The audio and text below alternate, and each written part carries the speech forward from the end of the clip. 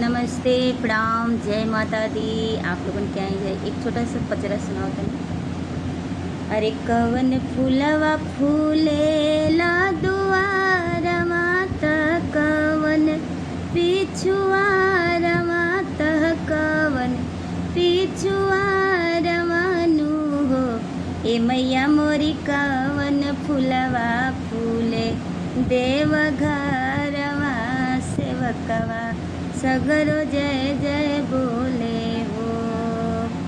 अरे बेली फूलवा फूले ला दुआरवा, चमेली पिछुआर मानु हो। ए मैया मोरी अढ़ौल फूलवा फूले देव घरवा, सेवकवा सगरो जय जय बोले हो। जय माता दी।